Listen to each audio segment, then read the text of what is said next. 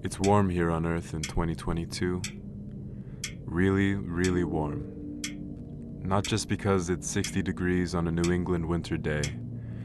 It's because the average human-induced temperature is roughly 1 degree Celsius above global pre-industrial levels. It's because of massive wildfires and heat-charged hurricanes and heat waves, mass ice loss, and the rise in sea levels. It's because of high concentration of carbon dioxide in the atmosphere after decades of using fossil fuels. It's because of us.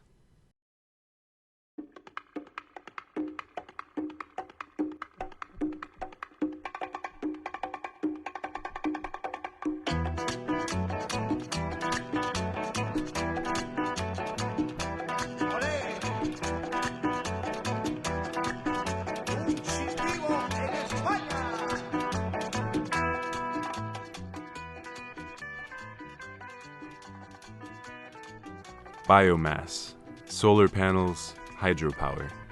They're all forms of renewable energy, which means the contents of their source are naturally replenished. Well, for now at least. Every renewable energy source has its flaws. In order to use them to their fullest potential, location is key. Here in New England, we have the benefit of living on the Atlantic coast, where we can utilize a form of renewable energy that's most advantageous for this location. Offshore wind. Offshore wind is exactly how it sounds.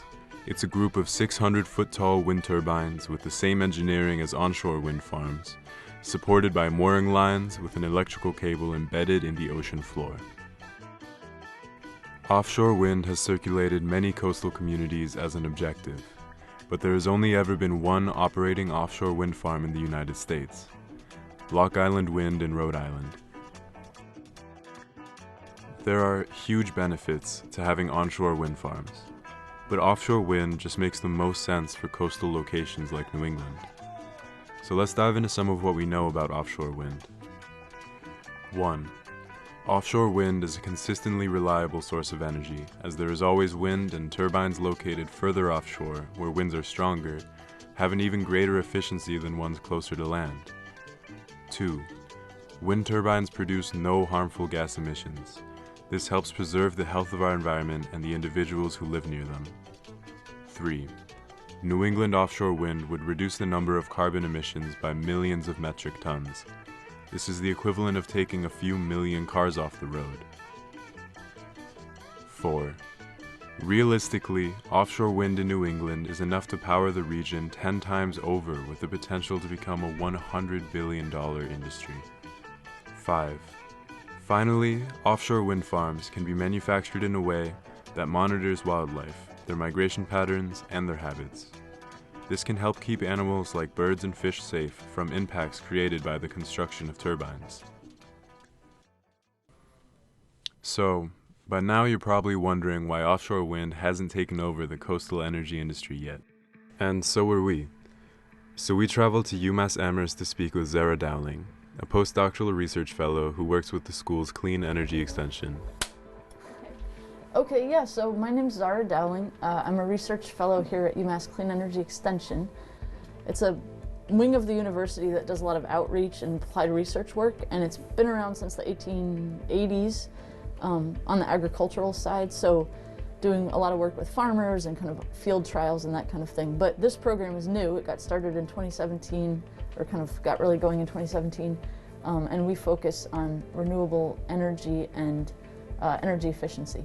But we still do a lot of, applied research, outreach, that kind of thing. Zara has a background in wildlife biology. She actually did her thesis on migratory bat populations and how they may be affected by the presence of wind turbines. Offshore wind turbines may obstruct aviary flight patterns, and this has been a leading wildlife concern that may affect the lives of birds and bats that fly over the ocean. So we know with onshore wind that certain species of bats, these migratory bats that fly south for the winter, get hit by turbines in large numbers, and it's at the point where there's a concern that it's like a population scale problem, like that it could eliminate these species or make them endangered. And so the question was, okay, we're going to see a massive amount of offshore wind development. Are these bats flying offshore? Is it a large fraction of the population?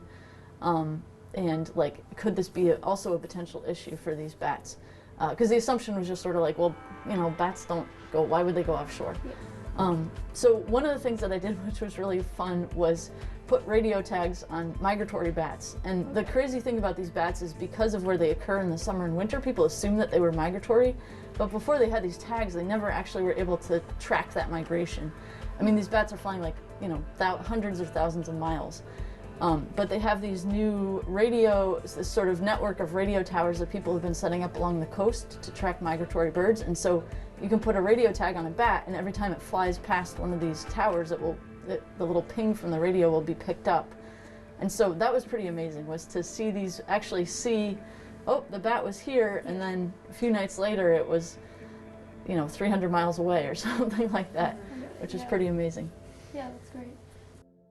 Fortunately, there are people who are working on ways to repel birds and bats from flying in the blades of wind turbines. If we build out wind without taking into account bats, there are certain species that could go extinct from wind energy development. But there are options to address that. So there are deterrents that people are working on to scare bats away from turbines. You can turn the turbines off during these low wind conditions when the bats are active, and it doesn't have a huge effect on the energy production because most energy production is at higher wind speeds. So there are trade-offs and options, but it's like something that we have to consider from the beginning and have to think, well, maybe we are going to lose 1 or 2% of energy production from these sites, which means that the cost for that energy has to be a little bit higher. I mean, 1 or 2% higher, maybe, you know, so, but it's something that needs to be taken into account from the beginning. And I think that's my overall takeaway, is that there's a lot of planning that's not happening for how renewable energy should be built out, and that's really the thing that we need to do now, because this isn't just energy for the next 30 years, right? It's not just, oh, we get to 2050 and we've got it. You know, let's say we've reached these goals that we're trying to reach. Like, we then have to have energy into the future, right? Like, we still have that infrastructure. So we might as well do it right now, because then it's amazing. We've got this amazing source of energy that is renewable that we don't, you know, we can continue using into the future, and that doesn't have other terrible effects on the environment. So, right. So, yeah. Is there like Statistics show that wind turbines are not the most common hazard that could result in mortality in these animals. A graph from 2003 highlights the various causes of bird deaths annually, with wind turbines being the least responsible. This data still stands to be true in the 2017 graph. These graphs specifically address mortality rates in birds in relation to onshore wind turbines.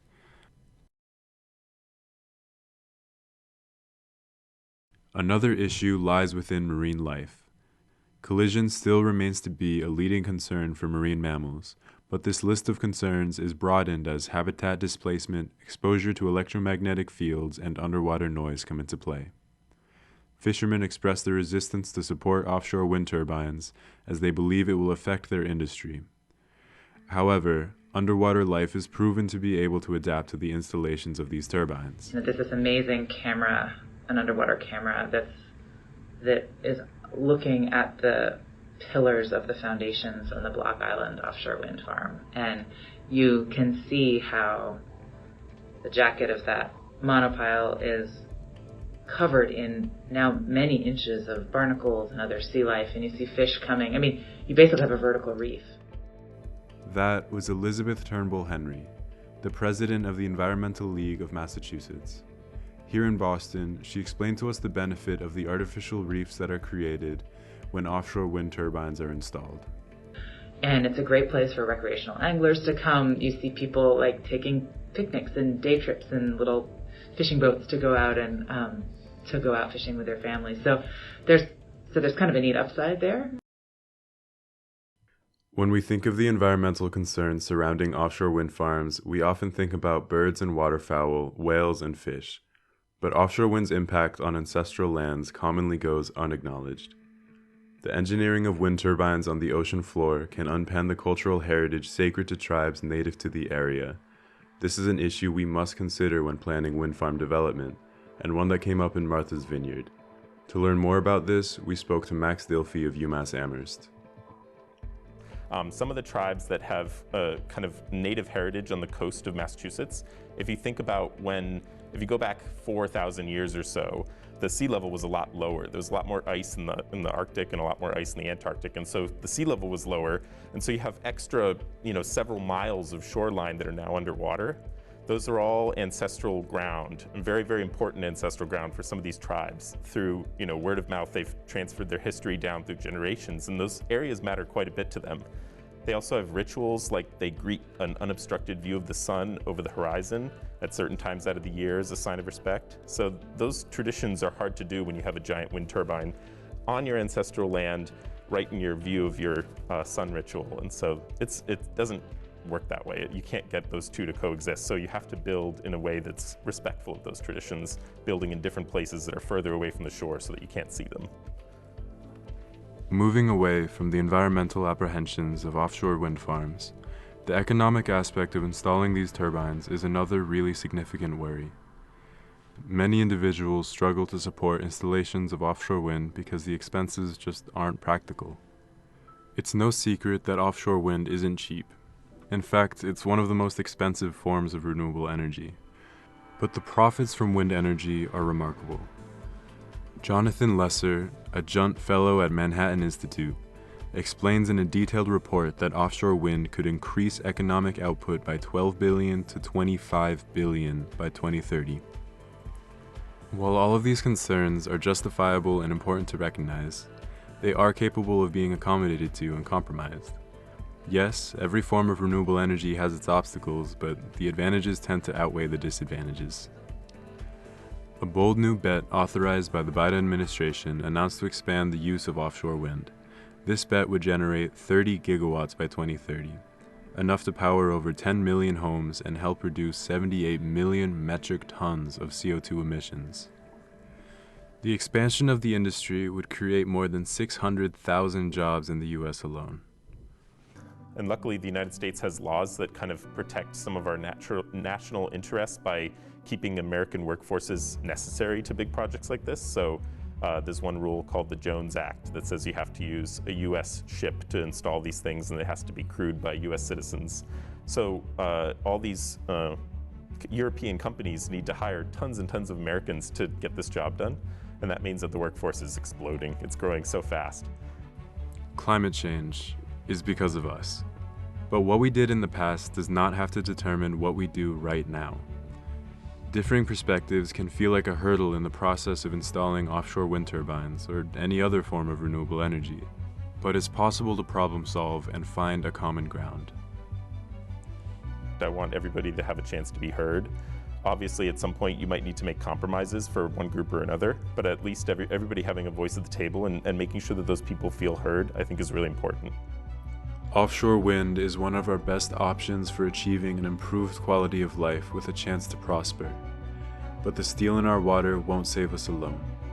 We must work together and save ourselves. Offshore wind is an offshore wind. Let's put these turbines in the ocean. Renewable energy is totally doable. Let's spin it around and become renewable. Offshore wind.